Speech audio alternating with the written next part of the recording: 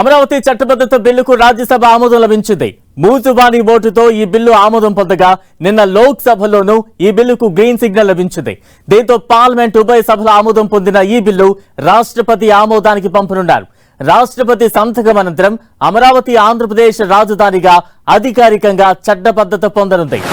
అంతకుముందు కేంద్ర హోంశాఖ సహాయ మంత్రి నిత్యానంద రాయ్ ఈ బిల్లును ప్రవేశపెట్టారు.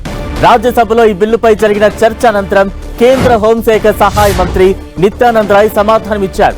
ఏపీ రాజధాని అంశంపై ఉన్న అస్పష్టత పూర్తిగా తొలగిపోయిందని తెలిపారు. రాష్ట్రపతి ఆమోదం లభించిన తర్వాత అమరావతికి అధికారికంగా రాజధాని హోదా రానుంది.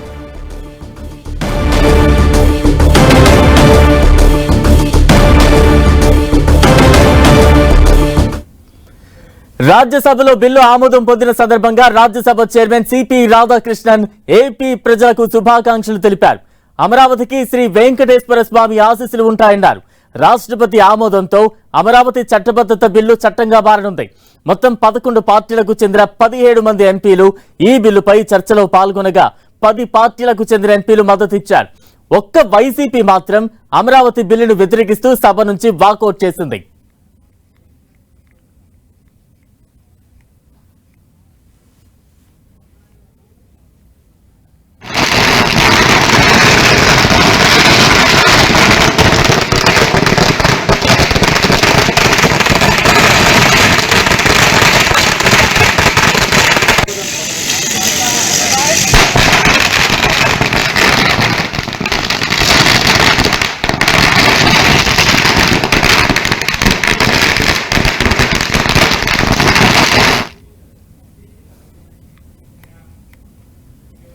పార్లమెంట్ ఉభయ సభల్లో అమరావతి చట్టబద్ధ బిల్లుకు ఆమోదం లభించింది. దీంతో రాజధాని ప్రాంతంలో రైతుల్లో అయితే హర్షాతిరేకాలు వ్యక్తమవుతూ ఉన్నాయి. అక్కడి నుంచి తాజా అప్డేట్స్ అందించేందుకు ప్రతినిధి విజయ్ చంద్రన్ సిద్ధంగా ఉన్నారు. విజయ్,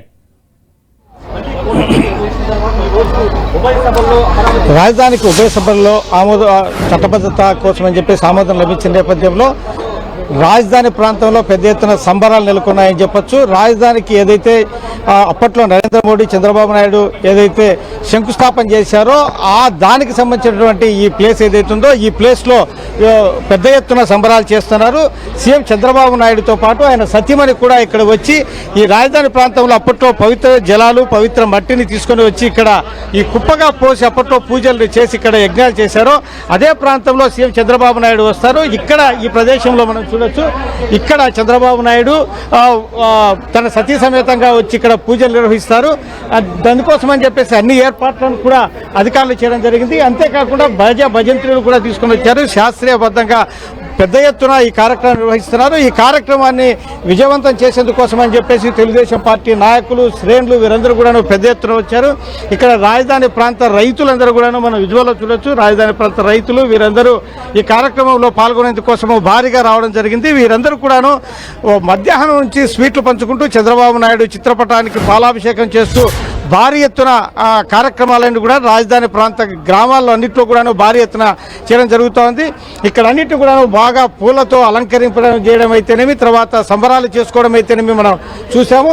తర్వాత రాజధాని ప్రాంతంలో ఈ రాజధాని ప్రాంత రైతులు ఒకవైపు సంబరాలు చేసుకుంటుండగా సీఎం చంద్రబాబు నాయుడు ఈ అకేషన్ను రాజధాని ప్రాంతంలో ఎక్కడైతే శంకుస్థాపన చేశారో ఆ శంకుస్థాపన చేసినటువంటి ప్రాంతంలో ఈ కార్యక్రమాన్ని మళ్ళీ ఆయన ఈ సెలబ్రేషన్ చేసేందుకోసం అని చెప్పేసి మరి కాసేపట్లో సీఎం చంద్రబాబు నాయుడు వస్తారు. ఈ నేపథ్యంలో రాజధాని ప్రాంత రైతులు, అప్పట్లో పోరాటాలు చేసినటువంటి వారు, పాదయాత్ర చేసినటువంటి రైతులు వీరందరూ కూడాను ఇక్కడ భారీగా తరలిరావడం జరుగుతూ ఉంది. ఈ ప్రాంతాన్ని అంతటినీ పూలతోనూ రంగురంగుల విద్యుత్ దీపాలతోనూ అలంకరిస్తూ ఉన్నారు. చంద్రబాబు నాయుడు వచ్చిన వెంటనే ఇక్కడ పూజా కార్యక్రమాలు చేసి మళ్ళీ ఈ అకేషన్ను ఎక్కడైతే చేశారో గతంలో అక్కడే ఈ అకేషన్ చేయడం ద్వారా, అంతేకాకుండా ఈ రాజధాని ప్రాంత రైతుల సమక్షంలోనే ఈ కార్యక్రమాన్ని విజయవంతం చేయనున్నారు. చంద్రబాబు నాయుడు రాక కోసం ఈ రాజధాని ప్రాంతంలో ఉన్నటువంటి రైతులు, ప్రధానంగా ముఖ్యంగా చెప్పాలంటే మహిళా రైతులు పెద్ద ఎత్తున తరలి రావడం మనం చూస్తూ ఉన్నాము. వీరందరితో పాటు అధికార యంత్రాంగం కూడా ఈ కార్యక్రమాన్ని విజయవంతం చేసేందుకోసం అని చెప్పేసి అన్ని ఏర్పాట్లు చేస్తూ ఉంది. ఉదయం నుంచి కూడాను మంత్రి నారాయణ, ఎమ్మెల్యే శ్రావణు అధికారులు వీరందరూ కూడాను ఈ కార్యక్రమాన్ని ముందుండి నడిపిస్తూ ఉన్నారు. ఎక్కడ ఎటువంటి ఇబ్బందులు కలుక్కోకుండా పోలీస్ యంత్రాంగం అన్ని ఏర్పాట్లు కూడా కట్టుదిట్టంగా చేస్తూ ఉంది. రాజధాని ప్రాంతంలో విజయవంతం చేసేందుకు కోసము ఈ కార్యక్రమం అంతటినీ భారీగా చేసేందుకు కోసం అన్ని ఏర్పాట్లు కూడా చేయడం జరుగుతూ ఉంది. రాజధాని ప్రాంత రైతులు అప్పట్లో పోరాటం చేసినటువంటి వారు ఉన్నారు. సార్ చెప్పండి, ఈ పోరాటాన్ని ఏ విధంగా మరి ముందుకు తీసుకెళ్లారు, తర్వాత ఇప్పుడు ఏ విధంగా ఫీల్ అవుతున్నారు? 1631 రోజుల అమరావతి పోరాటంలో సిపిఐ పార్టీ సభ్యులుగా మేము కూడా మొదటి నుంచి ముందుండి ఈ పోరాటంలో పాల్గొనడం జరిగింది. ఈ పోరాట ఫలితంగానే, ఆ రైతాంగం మహిళా పోరాటం ఫలితంగానే ఈ రోజున ఈ చట్టం, రాజధాని అమరావతి చట్టం రావటం, దీని మీద రాష్ట్ర ప్రజలందరూ కూడా ఆనందం వ్యక్తం చేస్తూ ఉన్నారు. ఇప్పుడు ప్రభుత్వ బాధ్యత ముఖ్యంగా పెరిగింది. ఇక ప్రభుత్వం ప్రజలకు ఏదైతే వాగ్దానాలు చేసిందో ఆ వాగ్దానాలు అమలు చేయడం కోసం సిపిఐగా మేము ఇక ప్రభుత్వంతో పోరాడుతూనే ఉంటాం. అది అమలు చేయడం కోసం చేసేంత వరకు మేము సపోర్ట్ చేస్తూనే ఉంటాం. ఇక్కడ మనం చూడొచ్చు విజువల్లో ఈ ప్రాంతం అంతటి కూడాను, ఈ ప్రాంతం మొత్తంగా ఈ రాజధాని ప్రాంతంలో ఏదైతే శంకుస్థాపన చేశారో ఆ శంకుస్థాపన చేసినటువంటి ప్రాంతంలో అంతటి కూడా గతంలో చంద్రబాబు నాయుడు ఇక్కడ ఒక పార్కుగా డెవలప్ చేయడం జరిగింది. ఆ తర్వాత జరిగినటువంటి అనేక పరిణామాలతో ఈ ప్రాంతం అంతా డ్రైగా అయిపోయి తర్వాత ముళ్ళ పొదలతో నిండి ఉండేది. అయితే మళ్ళీ చంద్రబాబు నాయుడు వచ్చిన తర్వాత దీన్ని కొంత కళ తీసుకొని రావడం జరిగింది. ఇప్పుడు చంద్రబాబు నాయుడు మళ్ళీ ఇక్కడ ఒక అకేషన్ చేస్తున్నటువంటి నేపథ్యంలో ఈ భారీగా ఈ ఏర్పాట్లన్నీ చేయడం జరిగింది. రాయపాటి శైలజ మహిళా కమిషన్ చైర్పర్సన్ ఉన్నారు. వారు ఈ ఉద్యమాన్ని ముందుంటే మహిళా చైర్పర్సన్ గా మీరు చాలా కార్యక్రమాలు చేస్తున్నారు. ఇప్పుడు మళ్ళీ మీరైతే చేసినటువంటి పోరాటాలు చూసాము. ఇప్పుడు మళ్ళీ ఏ విధంగా చూస్తున్నారు ఇప్పుడు ఈ అకేషన్? ఈ రోజు నేను కమిషన్ చైర్పర్సన్ గా రాలేదండి.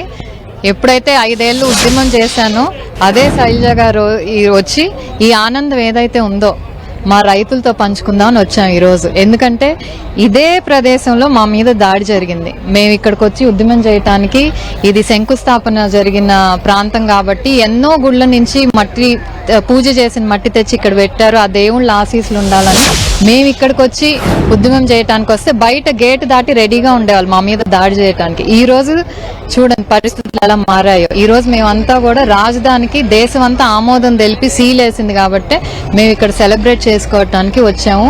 అలాగే సీఎం గారు వచ్చి అఖండ జ్యోతి, ఎందుకంటే అమరావతి ఎన్ని అడ్డంకులు వచ్చినా కూడా వెలుగుతూనే ఉంది. దానికి సింబాలిక్ గా ఈరోజు అఖండ జ్యోతి వెలిగించడం అనేది నిజంగా అందరికీ ఆనందం. సో ఇంకేంటంటే ప్రభుత్వం మారినప్పుడు సంతోషపడ్డాం. గత 5 ఏళ్లలో ఏదైతే కష్టాలు బట్టి మర్చిపోయాం. కానీ ఎక్కడో చిన్న బాధ, మళ్ళీ దీన్ని ఎవడైనా వచ్చి మారుస్తాడన్నది. కానీ ఈ చట్టబద్ధత ఆ డౌట్ కూడా అందరికీ క్లారిటీ అయిపోయింది.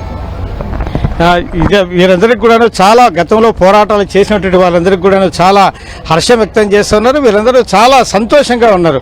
రాజధాని ప్రాంతంలో మళ్ళీ ఒక కళ వచ్చిందని చెప్పొచ్చు.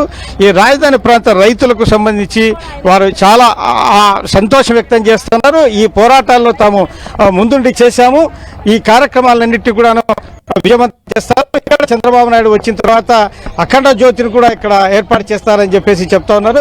మొత్తానికైతే రాజధాని ఒక పండుగ వాతావరణం. Right, thank you Vijay Chandran.